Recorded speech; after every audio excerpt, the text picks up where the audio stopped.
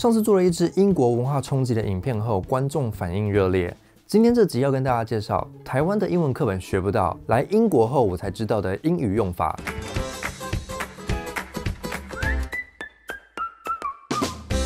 首先是日常对话的问好，台湾的英文课本常见的教法是 How are you? How's it going? 这些讲法当然没有问题，但是在英国，我更常听到的说法是 Hello, you alright? You alright? 美国人听起来会觉得很奇怪，因为美式英文里的 alright 是指心情状况的好。你如果问人家 You alright， 好像是因为别人看起来心情不太好。但是在英国 You alright 就是跟你问好 How are you 的意思。我们有请蜘蛛人来示范一下。I was watching, I was like, you do know I'm speaking like with an English accent there? And they were like, really? That's an English accent? I'm like, yes. I said, hello mate, you right? 台湾的英文课本教最近如何，你最近好吗？会说 How have you been？ 或是 What have you been doing？ 但是在英国我比较常听到的说法是 What have you been up to？ 或是更简洁的说法 Up to much？Up to much？ 这些意思都是问你最近在干嘛，最近好吗？最近有做什么事吗？如果别人跟你问好，你会怎么回答呢？一般我们都会说 I'm good, I'm fine, how about you？ 但是英国人如果今天过了得意的一天，他们反而不说 I'm good， 而是会说 Not bad, not bad。 在这里的意思其实是 very good， 因为英国人预设每天都可能烂得跟屎一样，就像是英国的天气，所以只要没有太糟就已经是很好了。 The standard greeting in Britain, how are you? Not too bad. That's as good as it gets in old Blighty. Not too bad. Things are clearly bad, but they're not quite as bad as we thought they were going to be. 但是美国人是活在超级正向的文化里，所以如果美国人说 not bad， 就是今天真的过得不太好哦。还有在英国，我们不说 friend， 而是讲 mate。mate 在美式英文里 ，mate 是指配偶的意思，但是在英式英文里 ，mate 通常是指朋友。所以你要跟朋友喝一杯，你就可以说 grab a drink with my mate。grab a drink with my mate。那英国喝酒也有很多自己的单字哦。像是一杯酒，我们会说 a pint of beer， 而不是 a glass of beer。A pint 就是一杯的意思。What's that? This, my friend, is a pint. It comes in pints. I'm getting one. 那下班后去小酌一杯，我们就会说 a cheeky pint。cheeky 就是不太正式、很随意的意思，也是英国人非常常用的字哦。那因为酒吧呢是英国文化非常重要的一环。Pub 这个字，它的字源其实是 public house， 因为在19世纪工业革命时，有大批的农人被赶到都市里工作，一大批工人阶级的人口就出现了。那下班后回家也没事做嘛，不如就建一个公共的房子，让大家在里面喝酒社交。那这个公共房子 public house 就演变成了今天的 pub。像是我上个月就去英国南部的一个海港城市 Brighton。当地的劳工就会在酒吧里面唱船夫的歌。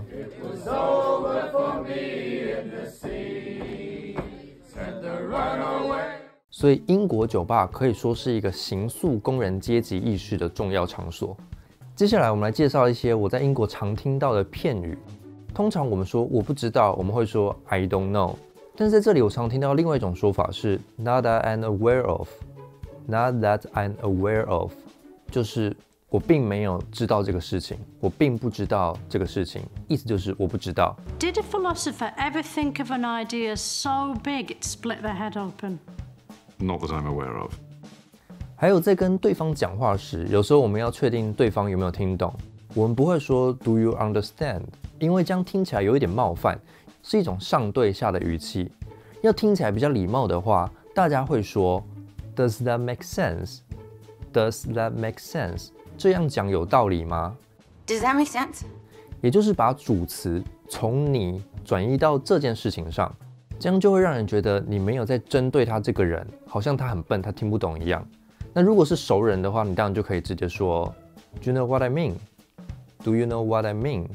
你知道我在说什么吗？你懂我的意思吗？然后如果你想要跟对方说请你稍等一下，请你多包涵，因为我这边有一些事情还要处理。我们通常用中文去想的话，会觉得是 Please be patient, please wait a second。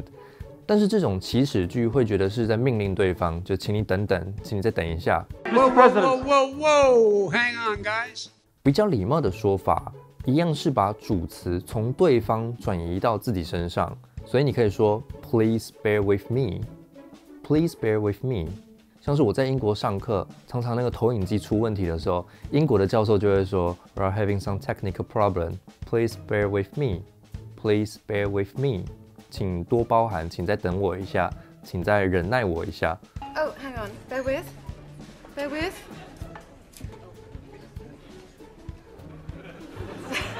Bear with. Back. 另外一个是在给别人建议或是问别人建议的时候，用中文去想，我们通常会说你应该要点点点，或是我应该要点点点吗？但是你如果直接翻成英文讲 you should 或是 should I， 会有太强烈命令的感觉。在英国这边，我从来没有听过有人在建议别人事情的时候会用 should 这个字。比较礼貌的讲法会是 Would it be better if? Would it be better if? 这样做会不会更好？然后再讲说你觉得怎样的建议是比较好的。那这个概念一样是把主词转移到这件事情上面，就是这样做的话会不会更好？所以我就不是针对你去建议你应该要怎么做，而是提供你一个建议，然后跟你说这个东西也不错。Would it be better if you do this? A colleague. How do you get a colleague? Did he follow you home? Would it be better if I just waited? No. 最后这个也是我在英国常听到的，就是我们在聊天的时候，讲到最后我们要总结的时候，我们会说，总之无论如何，这个结论就是点点点。英文我们可以说 anyway， 然后讲结论，或是 in the end， 或是 eventually。但其实还有一个更道地的说法是 at the end of the day。at the end of the day， 就是前面的事情都讲完之后，然后你要总结说，好了，不管怎样，这个时候你就可以说。At the end of the day, doesn't it bother you? No, most of it wouldn't. And then they do some stuff that's a bit over the line, and that would bother me, obviously. But they're my friends at the end of the day. It's different for you. 最后来教大家3个英式英文里才有的单字。第一个是 banter，banter，banter 就是冲康、调侃的意思。英国人的社交方式基本上就是 banter， 对他们来说，这是一个展现你有英式幽默的机会。Listen, I'm like king of banter. Bold statement. What? I'll tell you, Do you like banter? banter? Yeah, I love banter. Sick, innit? 好，第二个单字是 banger。什么是 banger？ 有一次我放台湾原住民的音乐给我欧洲的朋友听。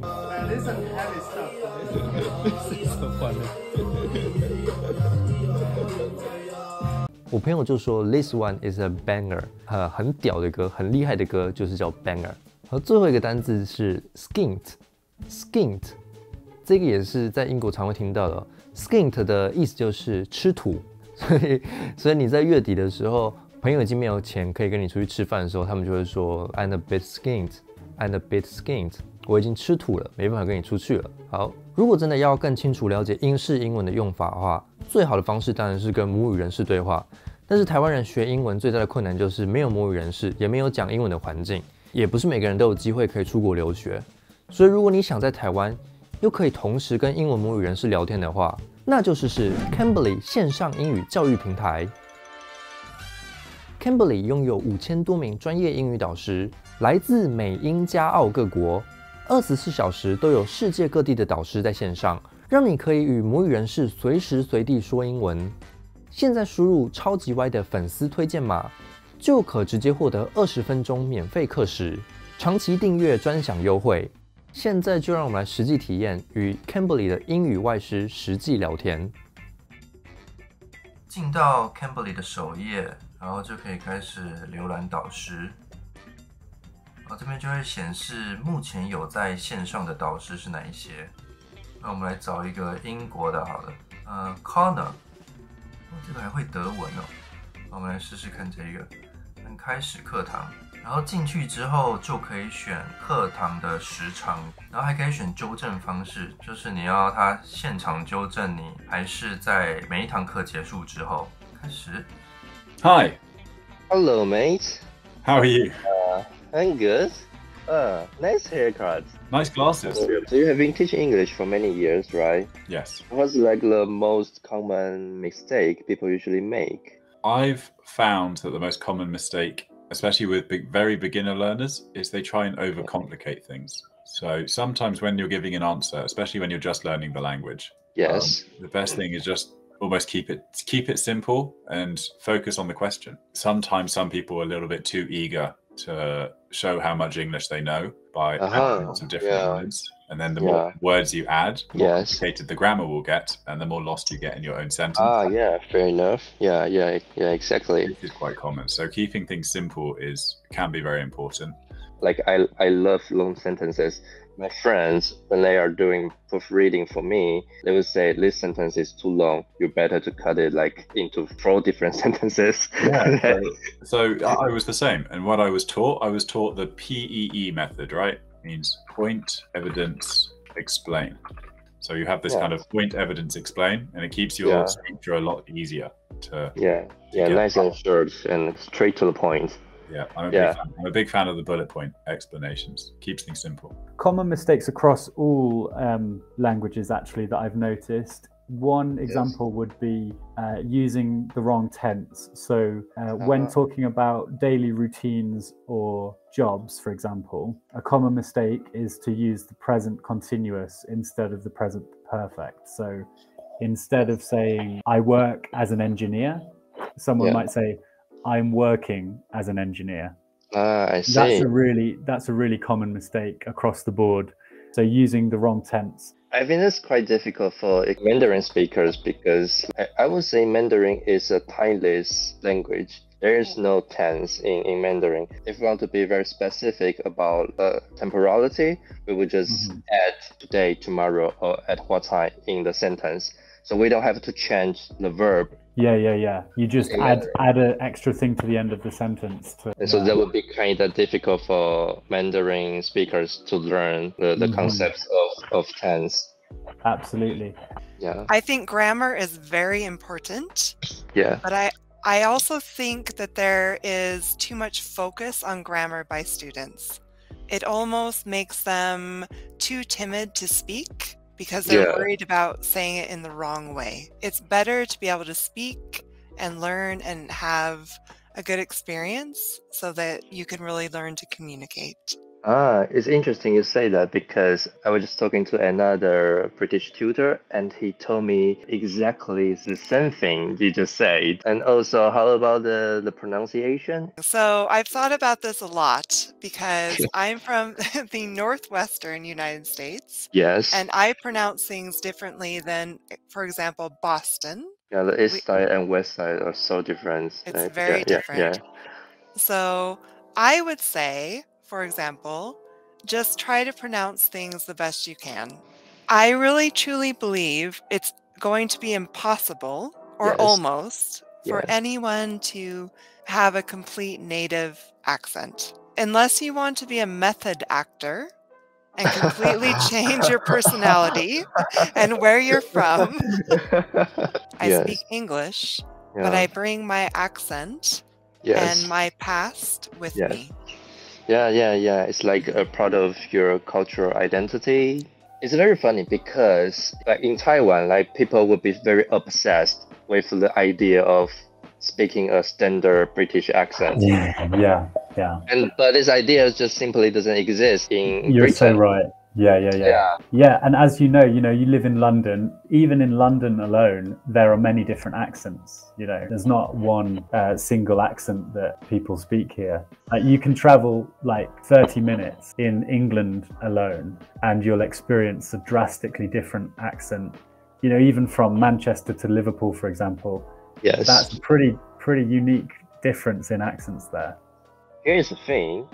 So our government, Taiwan's government, is pushing for a new policy called Bilingual Nation 2030, which means Saudi Arabia is doing the same thing. Which means Taiwan wants to make itself become like a bilingual nation by 2030. So we only got 7 years left, and we don't even have any like English-speaking environment in Taiwan. So I think in 7 years a lot can change though, because I know they're doing the same thing in Saudi Arabia.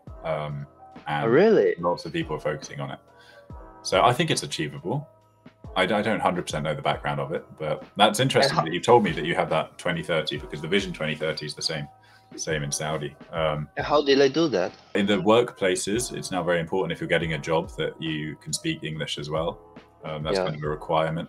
In schools, lots of stuff is now then taught in English. So. Interesting. Are they like hiring many foreigners, like foreign English teachers to their country?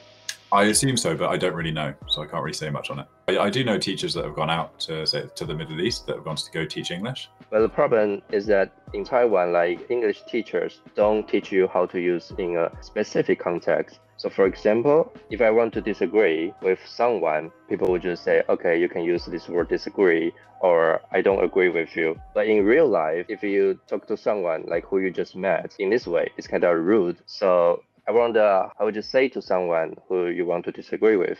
I don't see it that way. Works as well. So I don't really see it from that angle. I see it from a different point of view. So one person seeing it from here, I'm seeing it this way. So it's more like you're just adding another point. If someone's got the opinion as well, you can say, well, I agree with this, but I also believe this. Not every confrontation is I completely disagree with everything you're saying. I agree with part of what you're saying, but this bit I see a little bit differently. For example, we might say, I'm sorry, I don't think that's quite right. When really we mean, I completely disagree with you and you're an idiot. To make it even less personal, instead of saying, I'm sorry, but I don't think you're quite right, I would say, I'm sorry, but I don't think that is quite right. It takes the sort of responsibility away from the other person. It's not as accusational. Do you see what I mean? Speaking of the difference between American English and British English, when I first was there, everyone would say, how are you? Are you all right? Are you all right? Yeah. And so I had a little panic because are you all right in American English is like, you're bleeding. Should we call the ambulance? This is also the example I use in my video. Like in America, if you say, are you all right? It would be like you are sick or something. You're sick. Yeah. Right. Yeah. Like what would you say if you want to flirt with someone? The Brits are quite known for using innuendo quite a lot. For example? If you're flirting with someone and you're a boy, you can ask that person to feel a bit of your clothing, and then they would touch it, and then you ask them if you like that kind of fabric, and they say, yeah, it's nice, and then you would say, that's boyfriend material. Boyfriend material. Yeah. That's a good one. You can have that one for free. Super why. So what do you think is the key to learning a new language? The key, if possible, is obviously spend some time in the country. And I have this one trick, which is try and describe stuff that you can see. For example, like try and describe everything about this pen. You know, don't just say it's a white pen. Be more specific and say it's a white ballpoint pen. Explain how it works, right? Yeah. Push the end of this pen, the tip of the pen comes out. And you just start describing these things in English, and you'll find that there are things that you can't describe, you know? But what do you say that in English? I don't know. A bouncer? Spring. Yeah, so this is called a spring. So you just have to try and find all these little things to find out what you don't know. You will encounter something you couldn't describe, and as the moment, you will learn something new. Yeah. And what's this method called? Describing stuff. I thought there would be a more like academic. It's just describing. Yeah, I think the key to learning English is attacking the learning from multiple different angles. You know, not only speaking to tutors on Cambly, but also reading in your spare time, watching things on YouTube or Netflix or a streaming platform, watching in a productive way. So if your level is not there yet, then watching with subtitles, either in your native language, and then when you get a little bit better, in English. And then when you get better still, you can turn the subtitles off. I think that would be challenging for especially Mandarin speakers, because, you know, people just so reliant on subtitles, because I'm YouTuber, right? So I always need to add subtitle on all of my YouTube videos. And my friend told me, your audience can understand Mandarin. Why do you still need to add Chinese subtitle? And I don't know. Because we are just so dependent on subtitle. Yeah. Interesting. I would say definitely communication is key. So more ability to speak. Most of my students from Asia have been taught grammar very well, but their biggest concern was that they never were given the opportunity to speak. So that would be my first thing that I would suggest. Okay, so we need to change like the teaching environment to encourage the students to speak more instead of just taking more exams. Yeah. All right. Okay. Have a good evening. Yeah, you too. Have a good day. Cheers. Okay, it was Anyway, really nice to meet you and nice to talk to you. And if you want to learn some new English vocab, remember, describe stuff. Take care, Super Y. Nice to meet you. 跟3位 Cambly 的外师聊完了，其实我觉得学到蛮多东西的。原来不止台湾在搞2030双语国家，沙烏地阿拉伯现在也在搞这个计划。然后最后就是美国的幅员辽阔，各式各样的口音都有。台湾人在学英文的时候不敢开口讲，就是怕自己的口音不标准、不纯正。